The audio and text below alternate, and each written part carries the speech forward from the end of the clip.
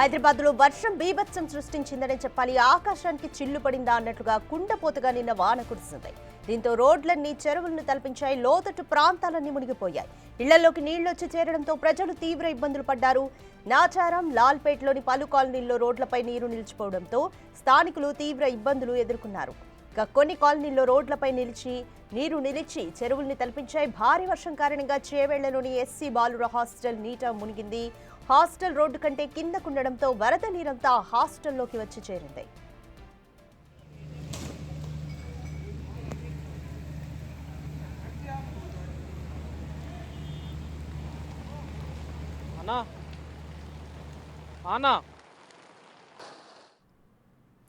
ప్రధాన రహదారులన్నీ జలమయమయ్యాయి. మియాపూర్, కూకట్పల్లి, ప్రగతి నగర్, మూసాపేట్, అమీర్పేట్, బేగంపేట్, జూబ్లీహిల్స్, పంజగుట్ట, ఖైరతాబాద్, నాంపల్లి, కోఠి, చాదర్ఘాట్, మలక్పేట, దిల్సుఖ్ నగర్, ఎల్బీ నగర్, వనస్థలిపురం, హయత్ నగర్, అబ్దుల్లాపూర్ మెట్ ప్రాంతాల్లో వర్షం కురిసింది.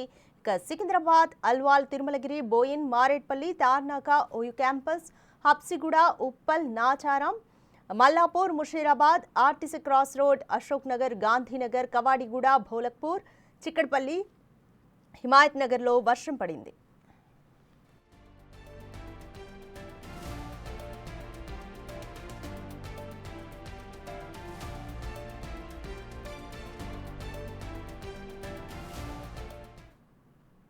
మోర్ డీటెయిల్స్ మా ప్రతినిధి సాగర్ అందిస్తారు. సాగర్, నిన్న హైదరాబాద్ లో కురిసిన వర్షాలకు ఏ ఏరియాల్లో రెయిన్ ఎఫెక్ట్ ఎక్కువగా పడింది?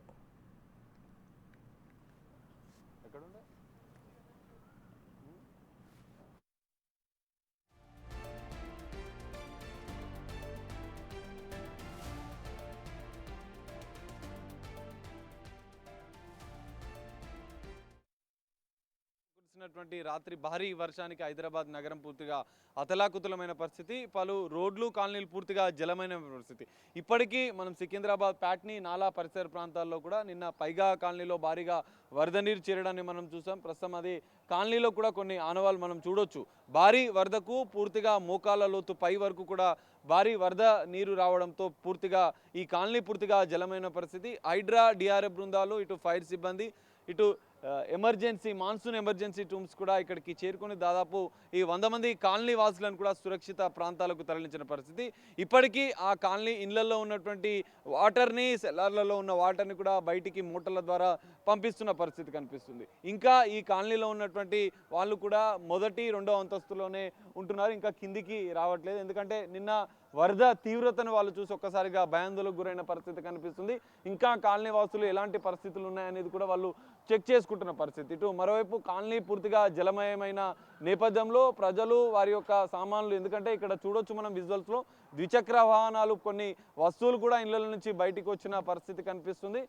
వరద నీటికి బయటికి కొట్టుకొచ్చినాయి. ద్విచక్ర వాహనాలు ఏదైతే బైక్స్ పార్కింగ్ చేసి ఉన్నటువంటి బైక్స్ కూడా పూర్తిగా కొట్టుకొచ్చిన పరిస్థితి మనం చూడొచ్చు. ఇక్కడ దాదాపు 5-6 బైక్స్ కూడా వరద దాటికి కొట్టుకొచ్చిన పరిస్థితి కనిపిస్తుంది. సో ఇప్పటికీ ఇంకా కాలనీ వాళ్ళు భయాందోళనలో ఉన్నారు. నిన్న హైడ్రా, డిఆర్ఎఫ్ బృందాలు కూడా ప్రత్యేక చర్యలు, హైడ్రా కమిషనర్ రంగనాథ్ ప్రత్యక్షంగా ఇక్కడికి వచ్చి పరిశీలించిన పరిస్థితి. ఇక్కడ మనం చూడొచ్చు అసలు ఇందులో ఎంతవరకు వాటర్ వచ్చాయనేది. నిన్న ఎందుకంటే ఇక్కడికి రాని పరిస్థితి నేపథ్యంలోనే బోట్లో వచ్చి ఇక్కడ ఉన్నటువంటి కాలనీ వాసులను తరలించిన పరిస్థితి. ఇక్కడ దానికి సంబంధించిన ఆనవాళ్ళు వరద దాటి ఇక్కడి వరకు వచ్చినట్లుగా కూడా మనకు కనిపిస్తుంది.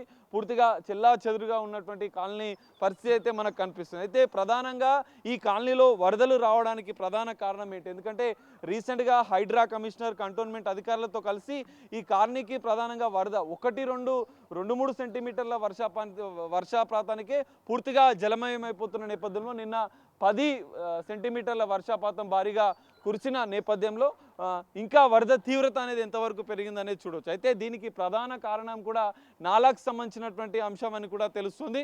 మనం ఈ ముందు ఉన్నటువంటి నాలాలో కూడా భారీగా వరద నీరు చేరడంతో వరద నీరు ఇక్కడి నుంచి జనరల్గా నాలాలకు, కాలనీలకు వెళ్ళిపోతుంది. కానీ ఇక్కడ పెద్ద ఎత్తున ఆక్రమణలు గుర్తించింది హైడ్రా. గత దశాబ్ద కాలాలుగా ఈ నాలాకు సంబంధించినటువంటి పరిసర ప్రాంతాలని ఏదైతే జనరల్గా నాలా అనేది 20 మీటర్ల నాలా ఉంటే అందులో 5 మీటర్ల నాలా, 5 మీటర్ల నాలా అనేది బఫర్ జోన్గా ఉండాలి. కానీ ఇక్కడ నాలా పూర్తిగా ఆక్రమణకు గురైనట్టుగా కూడా తెలుస్తుంది. మనం చూడవచ్చు ఇక్కడ ఉన్నటువంటి కాలనీ ఇళ్లలో కూడా కార్లు ఎంతవరకు అక్కడ ఒక్కసారి ఆ వైట్ కార్కి సంబంధించినటువంటి దాదాపు పూర్తిగా మునిగిపోయిన పరిస్థితి కనిపిస్తుంది. దానికి పూర్తిగా కార్లు కూడా కొంచెం ముందుకు వచ్చిన పరిస్థితి కనిపిస్తుంది. సో మనం ఇంకా కొంచెం ముందుకెళ్ళి చూసే ప్రయత్నం చేద్దాం. ఎందుకంటే ఇక్కడ ఈ కాలనీలో వరద రావడానికి ప్రధాన కారణం ఈ డ్రైనేజ్ వాటర్ అనేది లోపలికి వెళ్ళిపోయాలి. కానీ ఎదురుగా కనిపిస్తున్నటువంటి వాల్ కూడా పూర్తిగా ఈ కబ్జాలకు గురైనటువంటి నేపథ్యం అయితే కనిపిస్తుంది. ఇక్కడ చూడొచ్చు మనం ఒకసారి నాలాకు సంబంధించినటువంటి ఈ వాటర్ ఏదైతే బయటికి పోవాలో అవి పోకుండా ఉన్న నేపథ్యంలో ఇది జనరల్గా ఓపెన్ ఉన్న నాలా, ఇది జనరల్గా దీనిపైన ఉన్నటువంటి కప్పు కూడా పోయిన పరిస్థితి. గతంలో కూడా అనేక ప్రమాదాలు జరిగాయి. ఈ తరహాలో నాలాలు ఓపెన్ ఉంటే అనేక ప్రమాదాలు జరిగిన పరిస్థితి కూడా కనిపిస్తుంది. అయితే ముందొకసారి నాలా వద్దకి, ఎందుకంటే ఈ కాలనీకి వరద రావడానికి ప్రధాన కారణం ఇక్కడ ఉన్నటువంటి ప్యాట్నీ నాలా.